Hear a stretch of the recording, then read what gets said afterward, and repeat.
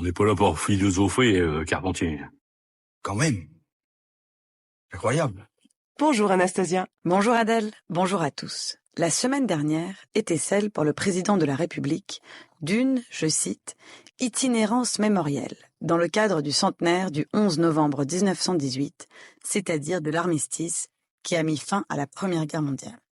Derrière cette expression étrange, qui rappelle le jargon des médecins de Molière ou ceux de certains textes programmatiques des spécialistes modernes de la pédagogie, se cache l'idée d'une sorte de Tour de France, notamment du nord-est de celle-ci, ponctuée par un ensemble de cérémonies commémoratives. Cette itinérance s'est conclue par une cérémonie à Paris le 11 novembre, en présence notamment d'Angela Merkel et Donald Trump.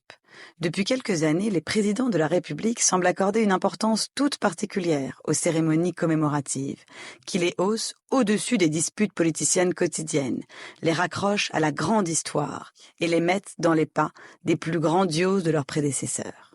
Pourtant, à y regarder de près, les commémorations de l'armistice de 1918, cette année, sont marquées par une ambiguïté fondamentale. Nous ne sommes pas sûrs de savoir ce que nous commémorons. Que commémorer d'ailleurs de la guerre de 14-18 ? Faut-il commémorer la défense nationale, le sacrifice héroïque de nos soldats, ce qu'à l'époque on appelait la revanche des poilus contre les Boches ? Mais comment le faire alors qu'on pense désormais que la Grande Guerre avait quelque chose d'absurde, qu'elle n'était qu'une gigantesque boucherie, que la réconciliation avec l'Allemagne est plus belle que la rivalité, que la France a utilisé les troupes venues de ses colonies comme chair à canon. Mais si l'on pense vraiment tout cela, alors pourquoi commémorer ? Pourquoi la France a-t-elle mené cette guerre ? Toutes ces confusions viennent sans doute du fait que quelque part vers la fin du XXe siècle, nous sommes passés de l'histoire à la mémoire. Deux livres très différents avaient très bien enregistré cette mutation. Le recueil collectif Les lieux de mémoire, dirigé par l'historien Pierre Nora, est paru entre 1984 et 1992, et le livre de Paul Ricoeur, La mémoire, l'histoire, l'oubli, paru en 2000. Comment Pierre Nora lui-même comprenait-il le passage de l'histoire à la mémoire qu'il décrivait en même temps qu'il l'accomplissait ? L'histoire, c'est la science des historiens, le récit que ceux-ci mettent en place. Mais elle est aussi l'élément dans lequel une collectivité agit. Si un peuple parle de son histoire, il désigne la somme des combats qu'il a menés et qui lui ont permis de vivre jusqu'au moment présent, mais aussi la somme des combats qu'il doit continuer à mener pour survivre en tant que peuple. L'histoire est une longue série de vengeances et de revanches. Elle nous place à un moment de son déroulement et nous oblige à prendre position pour la suite. La perfide Albion, Trafalgar, l'Alsace-Lorraine, autant de mots qui rappelaient aux petits Français que les combats n'étaient pas finis. Ainsi, quand Marx et Engels, au début de leur manifeste du Parti communiste, écrivent que l'histoire de toute société, jusqu'à nos jours, est l'histoire de la lutte des classes, c'est pour mieux enjoindre aux prolétaires de mener la bataille la plus importante de l'histoire, celle justement qui mettra fin à l'histoire. La mémoire, au contraire, ce n'est plus le récit des fracas du passé qui dicte l'avenir, c'est le récit d'un temps passé, révolu, enfoui à jamais dans les archives. La partie est terminée.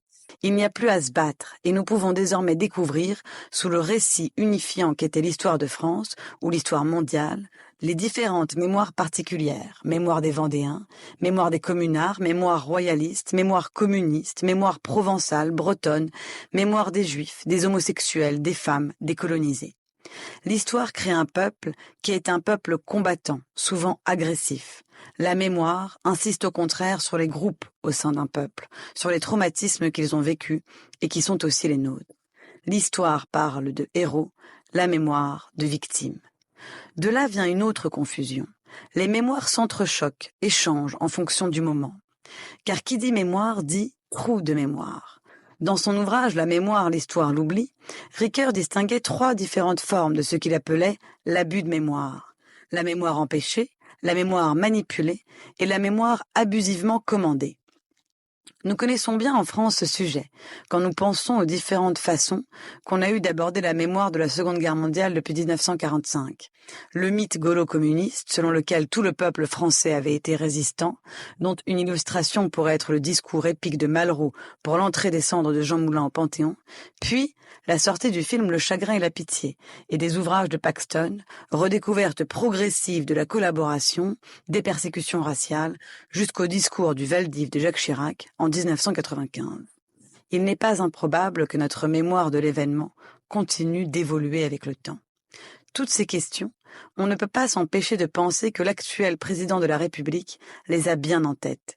Car quand Ricoeur écrivait La mémoire, l'histoire et l'oubli, il était aidé par un jeune homme qui n'était autre qu'Emmanuel Macron. Merci beaucoup Anastasia, votre chronique est à réécouter en ligne sur le site du Journal de la Philo.